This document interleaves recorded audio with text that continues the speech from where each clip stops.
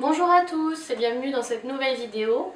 Donc pour commencer, je voulais remercier les personnes qui m'ont fait un retour sur la première vidéo, également ceux qui ont commenté, qui ont mis des likes, se sont abonnés. Donc merci beaucoup, ça fait très plaisir et donc ça m'encourage à continuer. Donc merci à vous. Donc pour cette première vraie vidéo, je vais aborder le thème de mes 5 indispensables pour survivre à la saison automne-hiver. Car si vous avez un chien, vous savez que c'est pas forcément la saison qu'on préfère. Et donc je vais vous donner mes petites astuces et les choses qui peuvent être utiles pour cette saison.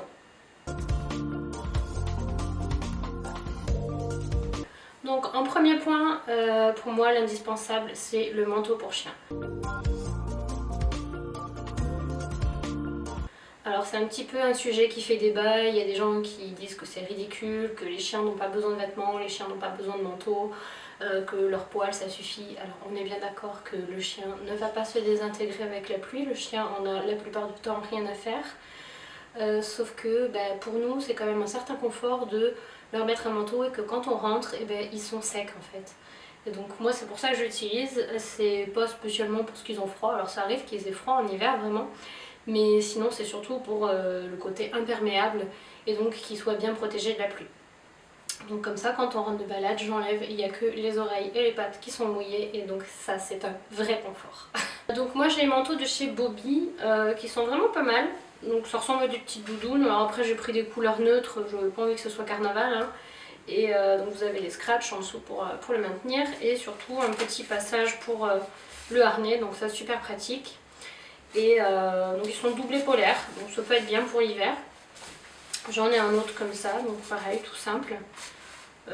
Autrement pour London, j'ai également un petit manteau juste en plastique transparent, donc ça c'est pratique parce que quand il a pris l'eau, je l'essuie et il reste pas mouillé pendant des heures. Après, sinon vraiment ça c'est petites doudounes, c'est le top. Autrement j'ai ce que j'appelle des petites combinaisons de ski moi. Parce que je les mets quand on va au ski, mais bon ça peut être porté si vraiment il y a beaucoup de pluie. Donc ça permet de protéger bien le dessous en fait, et également le début des pattes, tout en ayant un dégagement pour qu'ils puissent faire leurs besoins. Ça c'est vraiment pas mal, donc pareil, doublé polaire, donc c'est pratique et puis le chien est au sec. En deuxième point, je dirais le pulseur. Je l'avais demandé à Noël dernier et je ne regrette tellement pas. C'est un petit investissement, il y en a vraiment qui sont à des prix abordables, donc je vous mettrai dans la barre celui que j'ai, il est vraiment pas super cher sur Amazon et top. Top, ça permet de sécher mais tellement plus vite qu'un sèche-cheveux et c'est beaucoup plus adapté. Parce qu'en fait avec le sèche-cheveux vous allez avoir déjà de l'air qui ne sort pas assez fort. Et en plus vous risquez de brûler votre chien, c'est pas du tout adapté pour sécher les poils d'un chien.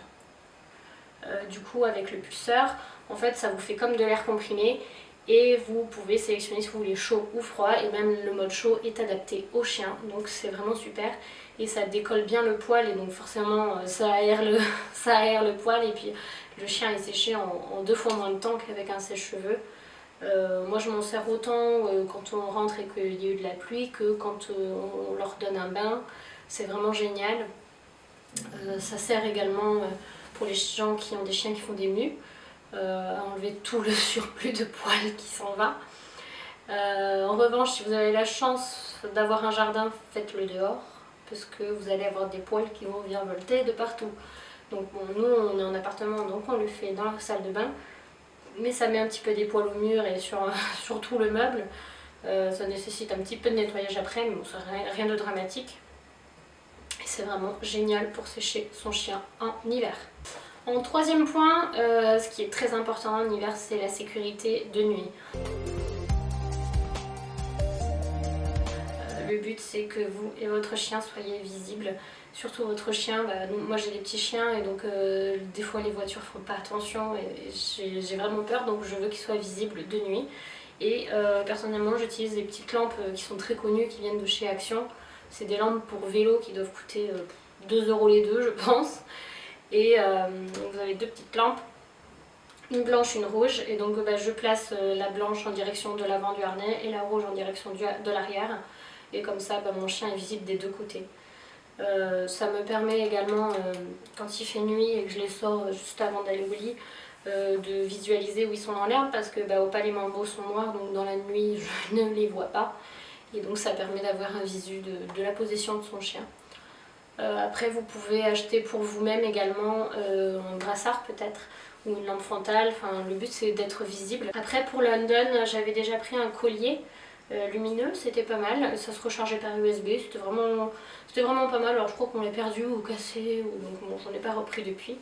Mais ça nous rendait bien service. Pour Opal j'avais acheté également une espèce de petit gilet jaune de signalisation pour chien. Et donc avec bande réfléchissante et jaune fluo, donc ça pareil nickel, on la voyait très bien dans l'herbe. Autrement, vous avez plein de laisses, colliers, harnais avec des bandes réfléchissantes qui sont jaune fluo, même lumineux, j'en ai vu plein chez MyCiso ce matin. Donc n'hésitez pas à regarder sur internet ou en magasin, je pense que vous trouverez forcément votre bonheur. En quatrième point, je dirais les protège-sièges de voiture. Malheureusement, nous, on n'a pas la chance de pouvoir partir à pied et faire des balades de folie autour de chez nous. Il faut souvent qu'on prenne la voiture, ne serait-ce que 5-10 minutes. Et donc, j'aime bien quand même garder ma voiture un minimum propre, du moins tout ce qu'on peut. Surtout en hiver où ils reviennent avec de la gadoue, mouillés de la pluie, enfin voilà, ils sont cracra.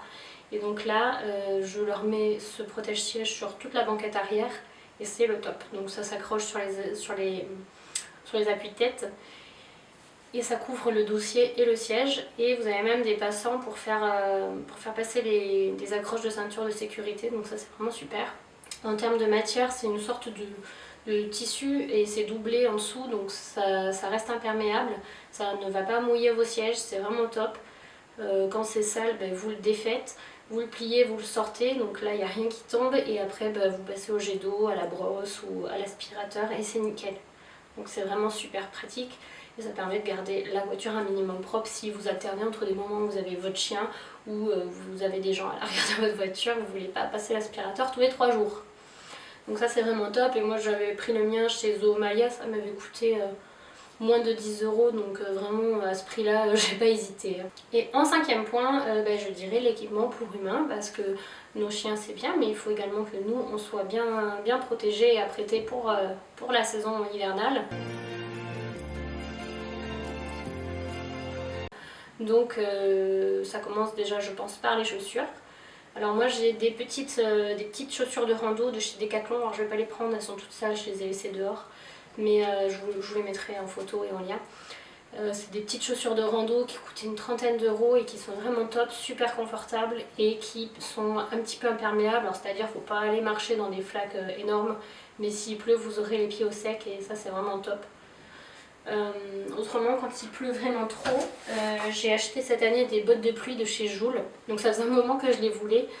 Joule, ils ont vraiment une collection pluie qui est merveilleuse, que ce soit pour les manteaux ou pour les bottes. Je vous conseille d'aller faire un tour sur le site, vous trouverez forcément quelque chose qui vous plaît. Donc moi j'ai pris des bottes de pluie à fleurs, donc bleu marine et rose, qui sont vraiment super belles et super confortables. Après vous pouvez également acheter des inserts pour rajouter qu'elles soient plus chaudes, qu'elles soient doublées en mousse. Là c'est pas le cas. Mais avec une bonne paire de chaussettes, honnêtement elles sont super confortables et j'ai gardé les pieds au sec pendant toute la balade, donc ça c'est vraiment génial. Ensuite, après les chaussures, il faut également avoir un bon manteau. Moi j'avais acheté un manteau de chez Columbia, donc qui est très joli, en tout cas moi je le trouve très joli et qui me garde bien au sec. Donc c'est un manteau qui n'est pas du tout doublé, c'est vraiment juste un imperméable. Et il est vraiment top, ça rend bien service quand il fait pas trop froid mais qu'il pleut, c'est parfait, c'est vraiment parfait. Autrement, comme je vous disais, Joule, la marque Joule a pas mal d'imperméables très jolis aussi, donc allez faire un tour. Et sinon celui-ci, Columbia, pareil, vraiment top. Autrement, pour tout ce qui est les balades hygiéniques, donc le matin ou le soir qu'on fait dans notre quartier, j'ai une grande parka de la marque Arena qui est vraiment géniale, elle est doublée polaire. Elle me va jusque sous le genou et je suis complètement au sec et au chaud. C'est vraiment génial qu'il y ait la tempête dehors, je rentre, je suis bien. Et donc bon, c'est un certain prix, mais je vous conseille, c'est un bon investissement. Alors peut-être pas celle-ci, peut-être une autre, mais au moins avoir une bonne parka qui vous tient au chaud et au sec surtout pour les sorties hygiéniques, c'est vraiment le top. Je vous la recommande à 100%. Voilà, j'espère que cette vidéo vous aura plu. N'hésitez pas à me dire dans les commentaires vos indispensables à vous, comme ça peut me donner des idées également, des choses auxquelles j'aurais pas pensé. J'espère que ce que je vous ai dit et présenté pourra vous aider, vous donner des idées. Et surtout, n'hésitez pas à vous abonner si ça vous plaît et à mettre un like ou des commentaires pour m'aider à faire progresser la chaîne. Donc je vous dis à très bientôt pour une nouvelle vidéo. Bisous!